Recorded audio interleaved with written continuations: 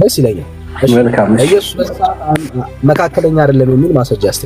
ኢየሱስ አሁን ፈራጅ ነው የሚል ነው ያለኝ እምነት። አንደኛ ዮሐንስ 5:22 ላይ ጥያቄ ምን ነበር? ኢየሱስ መካከለኛ ነው አይደለም የሚል ኢየሱስ መካከለኛ አይደለም የሚል ማስረጃ እስቲ ከቤተክርስቲያን ከመጽሐፍ ቅዱስ። ፈራጅ መሆኑን ነው እየነገርኩ ያለሁት። ያ ማለት ፈራጅነቱ ላይ ምንም ጥያቄ የለንም። እና አሁን የጠየቅኩ ኢየሱስ በዚህ ሰዓት ላይ በደንብ ስማኝ፣ መካከለኛ አይደለም የሚል ማስረጃ ስጠኝ ያልኩ።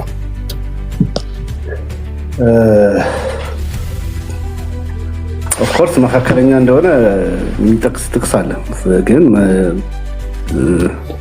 መካከለኛም ፈራጅም ነው እንዳልሆነ አሁን በዚህ ሰዓት ላይ ኢየሱስ መካከለኛ አይደለም ብለህናል።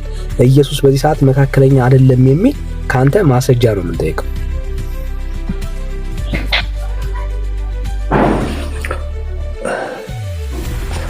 ያ ማለት የነገርኩህ እኮ ነው።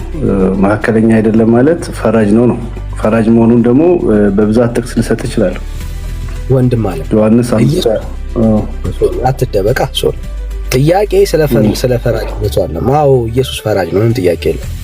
ፍርድ ሁሉ ለወልድ ተሰጥቶታል። አሁን የኔ ጥያቄ በዚህ ሰዓት ላይ ኢየሱስ ግን መካከለኛ አይደለም የሚል ጥቅስ ነው ካንተ እየጠበቅኩ ያለሁት። መካከለኛ ስትል እስቲ እንትኑን ቃሉን በደንብ አብራራል መጀመሪያ እንድንግባባ ማለት ነው። እሺ አማላጅ አስታራቂ አይደለም በዚህ ሰዓት ማለት ነው።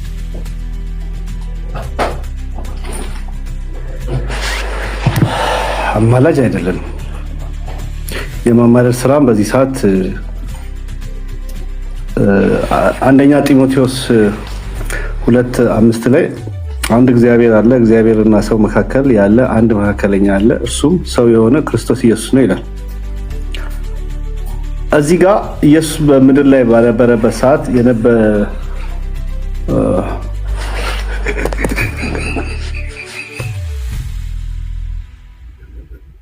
ብራዘር ማን ይሳቀብ ከጀርባ ወዳጅ ለራስህ ነው ያሳቀ ወይስ አጠገብ ያለ ሰው ነው የሳቀው? ወንድም ማለት እሺ፣ አይዟችሁ ደስ ይለኛል። መልካም ኢየሱስ መካከለኛ አይደለም የሚል ማስረጃ እስቲ። ኢየሱስ አሁን ፈራጅ ነው የሚል ነው ያለኝ